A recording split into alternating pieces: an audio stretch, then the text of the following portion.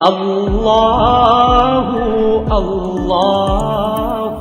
اللہ اعوذ باللہ من الشیطان الرجیم بسم اللہ الرحمن الرحیم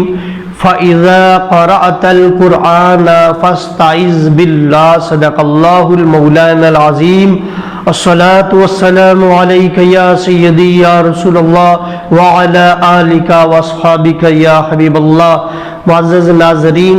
آج سے ہم ایک سلسلہ قرآن مجید کا یہ بھی شروع کرتے ہیں کہ ہم ہر آیت کا مختصر اس کا ترجمہ اور اس پر تبصرہ تھوڑا سا کریں گے، اور اللہ تعالیٰ سے ہم دعا کرتے ہیں کہ اللہ تعالیٰ تکمیل کی سعادتیں ہمیں عطا فرمائے۔ تو قرآن مجید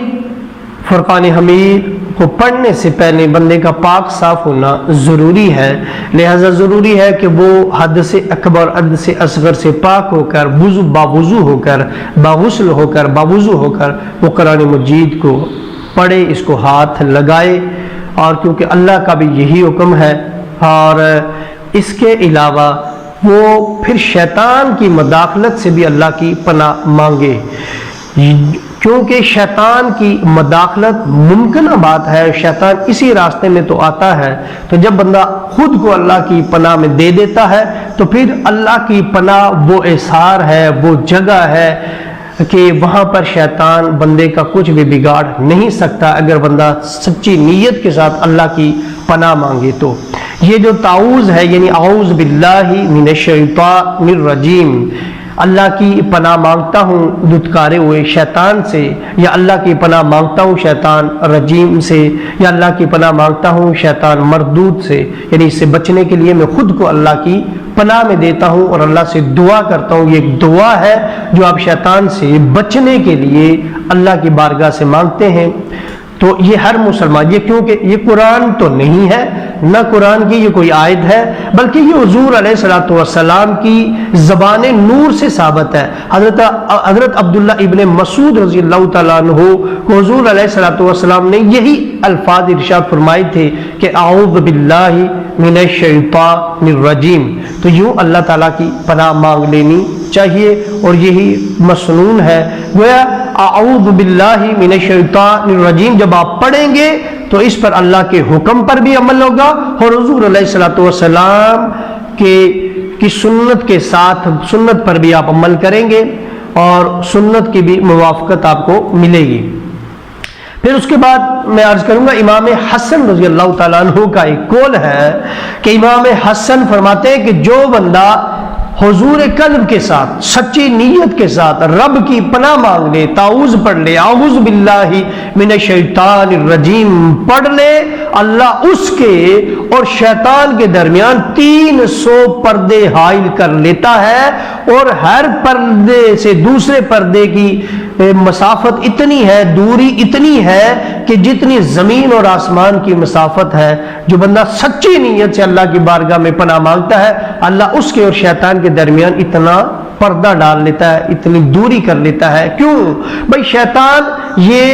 اس نے کیا کیا تھا؟ اس نے انسان سے شروع سے دشمنی مول لی تھی۔ ابھی حضرت آدم علیہ السلام کے اندر اللہ نے روح نہیں ڈالی تھی، آدم کا پتلا تھا، تو وہیں پر پہنچ کر اس نے آدم علیہ السلام کے پتلے کو ٹھوکر ماری اور کھوکھلا محسوس ہوا، تو پھر اس نے وہیں پہ تکبر اور غرور کیا کہ اگر مجھے پر اس کو مسلط کیا گیا تو میں اس کی بات نہیں مانوں گا، اور اگر میں اس پر مسلط ہوا تو میں اس کو ذلیل اور خوار کروں گا۔ پھر یہی وجہ ہوئی کہ بعد میں اس نے اسی غرور اور تکبر اور دشمنی کی وجہ سے حضرت آدم علیہ السلام کے آگے سجدہ نہیں کیا تعظیماً، باوجود کہ رب کا حکم تھا اس نے ٹھکرا دیا۔ اس قدر دشمنی اس نے، اس قدر بغض اس کے دل میں تھا شیطان کے۔ تو یہی وجہ ہوئی کہ شیطان رجیم ہو گیا۔ چونکہ حضرت آدم علیہ السلام کی وجہ سے رجیم ہو گیا، تو پھر شیطان نے اللہ سے ایک مہلت بھی مانگی۔ وہ مہلت اس نے یہ مانگی کہ مجھے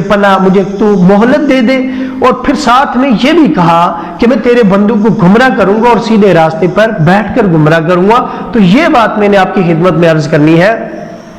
کہ شیطان شراب کے اڈوں پر نہیں جائے گا، شیطان جوئے کے اڈوں پر نہیں جائے گا، شیطان بدمعاشی کے اڈوں پر نہیں جائے گا، شیطان گمراہی والی جگہوں پہ اس کا کام ہی نہیں ہے، وہ سب شیطان ہی ہے، اسی کا کام کر رہے ہیں۔ شیطان کہاں آگے آڑے آتا ہے؟ شیطان آڑے آتا ہے نیکی کے کام میں،